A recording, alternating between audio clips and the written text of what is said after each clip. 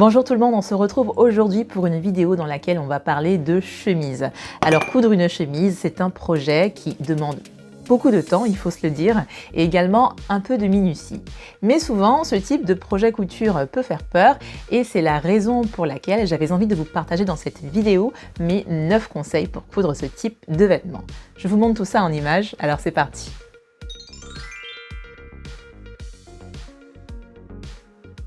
Je vais commencer avec l'une des questions que vous me posez le plus et qui est relative au choix du tissu. Alors tout d'abord, si vous voulez coudre une chemise, moi je vous déconseille d'utiliser un tissu qui est synthétique. Pourquoi? Puisqu'un tissu synthétique est peu froissable, voire pas du tout. Du coup, lorsque vous aurez besoin de repasser votre ouvrage durant sa confection, eh bien vous ne pourrez pas le faire et cela rendra la confection de la chemise encore plus difficile. Ensuite, si vous débutez en couture, je vais vous donner un conseil qui est peu conventionnel. En fait, moi je trouve qu'il est beaucoup plus facile d'utiliser un tissu fluide comme la viscose pour faire certaines finitions sur la chemise. Je pense notamment aux fentes indéchirables. C'est une étape durant laquelle on doit manipuler des toutes petites portions de tissu et donc plier cette petite portion de tissu pour qu'elle épouse la fente indéchirable. Et personnellement, moi je trouve ça plus facile de le faire avec un tissu fin comme la viscose, comparativement par exemple à un chambré qui est plus épais et plus rigide. Pour la petite histoire, moi j'ai fait ma première chemise quand j'ai débuté en couture et j'ai utilisé une viscose et j'ai trouvé ça plus facile de faire cette fente indéchirable avec une viscose, contrairement à récemment où j'ai utilisé du chambré pour coudre ma chemise Saxa. Donc voilà, c'est un conseil peu conventionnel puisqu'en général on ne préconise pas d'utiliser des tissus fluides pour les débutants, mais pas de panique, si vous débutez, j'avais réalisé une vidéo dans laquelle je vous donne tous mes conseils pour dompter les tissus fluides. Je vous mets le lien en barre d'infos.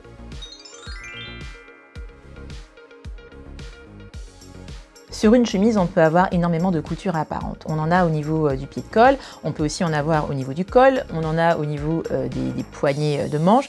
Bref, on en a un petit peu partout aux endroits stratégiques. Et du coup, si vous ne savez pas coudre droit, ça peut très vite être la catastrophe. Le conseil que je peux donc vous donner, c'est d'utiliser des tissus à motifs denses. De cette façon-là, si vous avez une couture qui n'est pas droite, eh bien ça ne se verra pas puisque votre couture va se fondre, je dirais, dans les motifs. Par exemple, j'avais fait une chemise avec ce tissu atelier brunette qui est vraiment très très dense.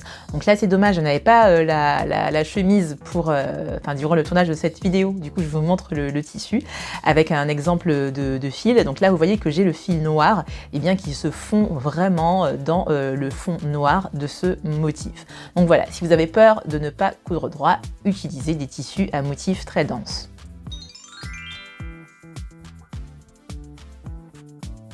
On va maintenant parler des boutonnières et avant toute chose, je vais vous montrer un outil qui me fait gagner énormément de temps. Il s'agit de la règle à boutonnière. C'est un outil qui permet de reporter très rapidement les repères des boutons et des boutonnières sur mon patron et donc de les reporter sur mon vêtement. Et ça, du coup, ça me fait gagner énormément de temps plutôt qu'à chaque fois mettre un faux fil au niveau du repère sur le tissu. Ensuite, pour avoir de plus jolies boutonnières, je vous conseille d'utiliser un cutter à boutonnière qui permet d'avoir une coupe nette et précise comparativement à la coupe que l'on fait d'habitude avec un découvite. Ensuite, pour que ces boutonnières durent plus longtemps dans le temps, je vous conseille d'utiliser de la colle anti-effilochage.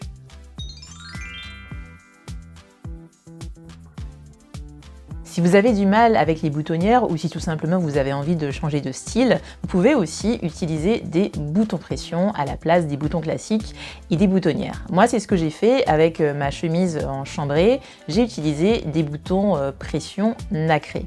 Alors pour poser ces boutons, j'ai utilisé une pince prime qui m'a permis de les poser assez rapidement. En fait, pour tout vous dire, pendant des années, moi j'utilisais en fait la petite pince qui est fournie avec le kit prime. Et du coup je fixais mes boutons et mes œillets à l'aide d'un marteau. Du coup c'était pas très pratique parce qu'il fallait à chaque fois que je trouve un support pour taper au marteau et en plus de ça c'était assez bruyant. Récemment, j'ai fait l'acquisition d'une pince qui me permet donc de fixer très rapidement ces boutons pression, mais également mes œillets. Et la seule chose que je regrette, c'est de ne pas l'avoir acheté plus tôt. Donc pensez-y, si vous posez souvent des boutons pression ou encore des œillets, eh bien moi je trouve que la pince est quand même un outil qui est beaucoup plus rapide et plus confortable que d'utiliser un marteau. Ensuite, pour revenir au bouton pression, il faut être extrêmement précis lorsque vous reportez les repères du patron sur votre tissu. Pourquoi? Puisque quand vous avez un vêtement, un accessoire, on a une partie mâle et une partie femelle.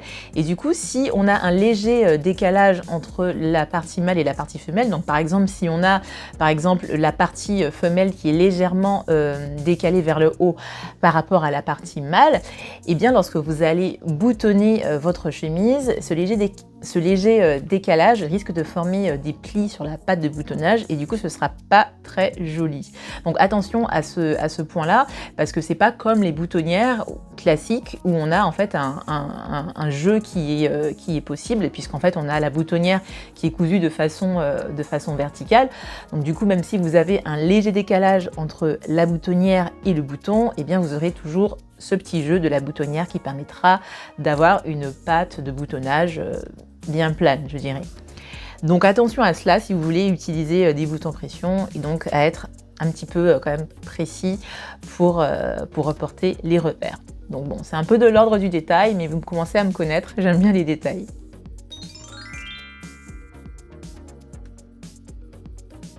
Au début de cette vidéo, je vous disais qu'il était important d'avoir un tissu qui se repasse. Et moi, je pense notamment aux pieds de colle et également aux poignées de manche, qui sont deux étapes de confection pour lesquelles je conseille vivement de repasser votre ouvrage à chaque étape. Pourquoi? Puisque, on va prendre l'exemple du poignet de manche. Le poignet de manche, lorsque vous allez le coudre, il va être cousu à la manche en deux étapes. Donc, tout d'abord, vous allez coudre le poignet extérieur à la manche. Ensuite, vous allez rabattre le poignet vers l'intérieur du vêtement et vous allez coudre le poignet intérieur. Et ensuite, pour fixer tout ça, vous allez faire une couture qui sera à la fois visible à l'intérieur et à l'extérieur du vêtement. Et c'est là que parfois on peut avoir de mauvaises surprises, c'est-à-dire qu'on aura un côté où on a une couture qui est bien droite, et un autre côté où on a une couture qui gondole un peu, qui ne suit pas très bien les lignes du vêtement, voilà. Et en fait, ce type d'erreur est en général dû à un défaut de repassage. Donc si je reprends un peu le cheminement de tout à l'heure, donc je disais que vous allez d'abord coudre le poignet extérieur de votre vêtement. Et là, ce qu'il ne faut pas oublier de faire, c'est de repasser ce poignet extérieur pour bien l'aplatir au niveau de la marge de couture. Et ensuite, lorsque vous rabattez votre poignet intérieur à l'intérieur du vêtement, et que vous faites votre couture finale, eh bien vous verrez que vous mettez toutes les chances de votre côté pour avoir une couture qui est aussi belle à l'intérieur qu'à l'extérieur du vêtement. Donc pour ce type de confection, donc pour le poignet, vous avez à la fois un poignet intérieur et un poignet extérieur. Pour aussi le pied de colle, vous avez un pied de colle intérieur et un pied de colle extérieur. Pensez bien à repasser votre vêtement pendant toutes les étapes de confection.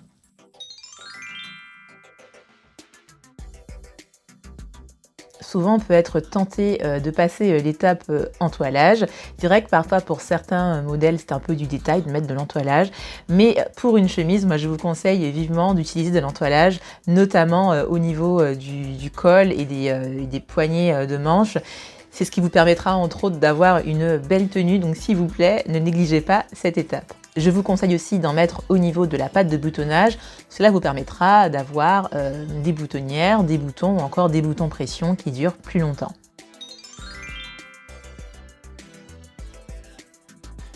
Souvent sur une chemise, lorsque l'on coud un ourlet, on va le faire à la fin de la confection en pliant 2 fois le bas du vêtement sur 5 mm.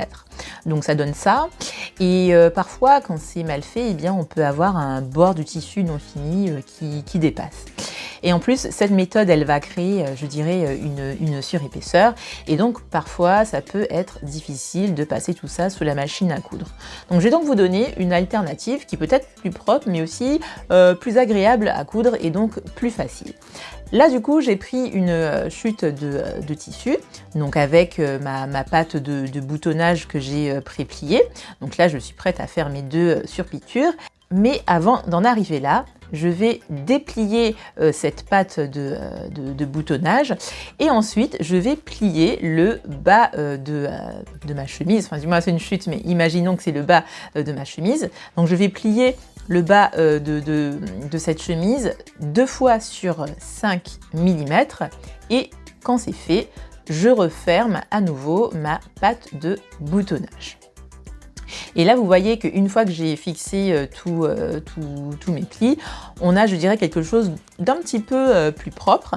Et à la fin de la confection de votre chemise, vous voyez que le pli de votre ourlet est déjà préformé au niveau de cette patte de boutonnage. Et donc, il ne vous restera plus qu'à faire la même chose sur le reste de la chemise. Donc voilà une méthode pour obtenir un ourlet, je dirais, un petit peu plus propre et plus facile à réaliser.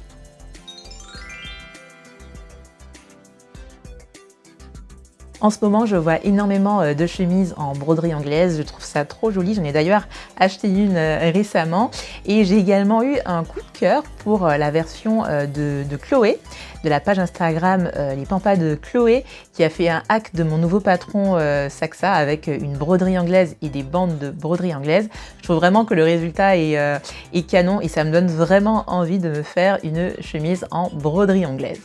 Cependant, attention à ce type de tissu, notamment si vous avez une machine qui est capricieuse au niveau des boutonnières.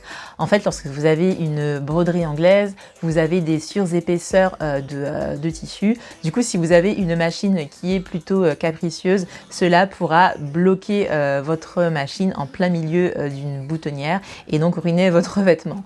Donc attention à ce petit point-là.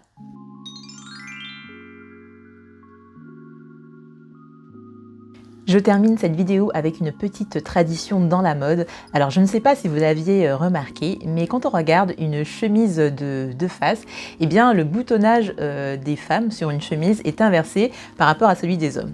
Lorsque vous regardez la chemise de face, chez les femmes le bouton est à droite et chez les hommes le bouton est à gauche.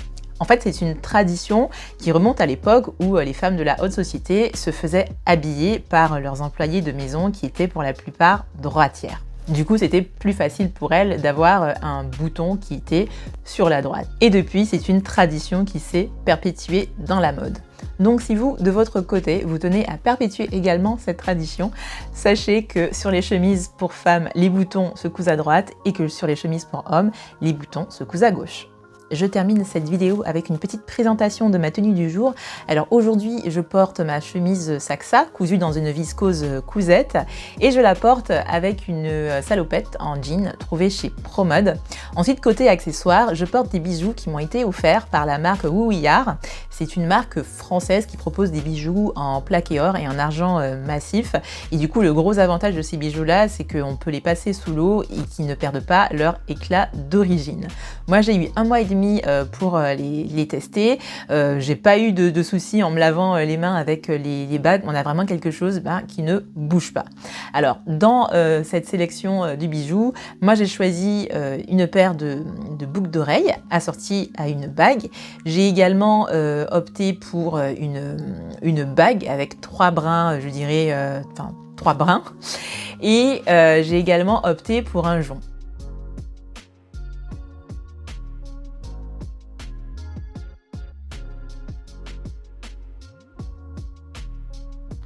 Donc sachez qu'avec le code KADIA10, vous bénéficiez d'une promo de 10% sur tous les bijoux et même les nouveautés hors pack de bijoux, et cela pendant 1 mois à compter d'aujourd'hui. Voilà, c'est maintenant l'heure de nous quitter. J'espère que vous avez aimé cette vidéo et surtout n'oubliez pas de vous abonner à ma chaîne si ce n'est pas encore fait. Sur ce, je vous dis à bientôt pour une prochaine vidéo. Ciao, ciao!